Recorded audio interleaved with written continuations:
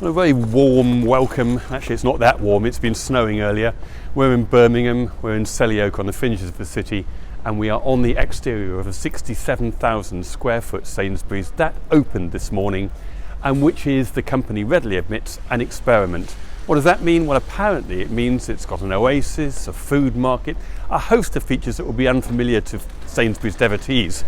And yeah, probably worth taking a look inside. One of the things that marks out this particular store is beauty, and just behind me is a good example of what makes it different. You've got these large units, backlit, each with a brand per module. And what's interesting about it perhaps is not just the fact they look pretty good, but that each module is for a different brand. And the idea is that no particular brand should have dominance over another one. And why would they? This is Sainsbury's, they can call the shots, not the brands, and that makes a pleasant change if you happen to be running a beauty organisation. Add to that a space within a supermarket that would put many purveyors of beauty to shame, and you've got something pretty good. If a couple of years back you'd have said there's going to be Oasis in Sainsbury's, you'd have met with derision and disbelief, I suppose. But here we are, up in Selly Oak, and 1,200 square feet of the space inside this Sainsbury's is devoted to Oasis. And it looks just like an Oasis shop, as you might find in other places, right the way down to the pink neon ducks over there and the extensive range of party wear. And if you're in the market for jiving and grooving over the next sort of 3-4 weeks, and you're female by the way, this might be where you'll come. And here we are in the toy department, and it's pretty tempting, to be honest, to have a go on the Twister here. But I'm going to resist temptation and take a progress down towards Chad Valley, a name familiar to millions of toy buyers. And it's a big open space. This area of the shop isn't nearly as intense in terms of shopping. It gives you room to browse. And what really impresses me are the manager's specials here. I particularly like the $29.99 doll with the dark glasses. And then you find yourself heading down towards tech. So you've left one area and there's a quite discreet finish, and then you're into another area.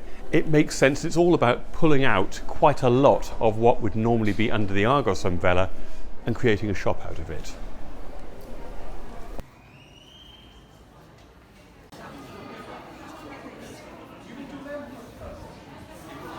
One of the watchwords in supermarket retailing these days is probably fresh. And I'm stood outside the so-called artisan bakery, which basically means pretty good looking loaves baked by Dave, fresh this morning. And that's kind of what it's about. And you look round, and as in many supermarkets, there's a series of different, if you like, shop-in-shops along the back wall. The point about what's been done here is that they not only are shop-in-shops, but they are credible offers. And when you walk down the fishmonger, the cheese, the patisserie, actually you stop, you pause, you don't treat it quite as you would a normal supermarket, and that is something that's pretty difficult to achieve. And just over there, just in the distance, if all else fails, there's sushi.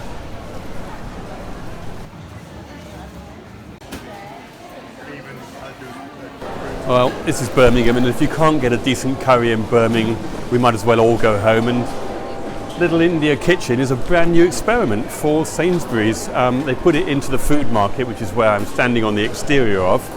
And next to it is Walk Street, which the name is fairly self-explanatory.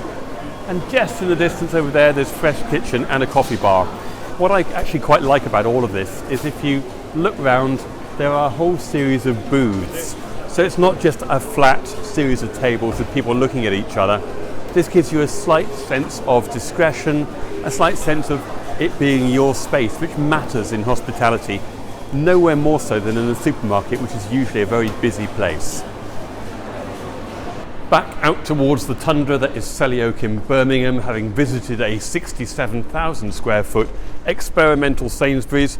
Is it an experiment? Well, yes it is.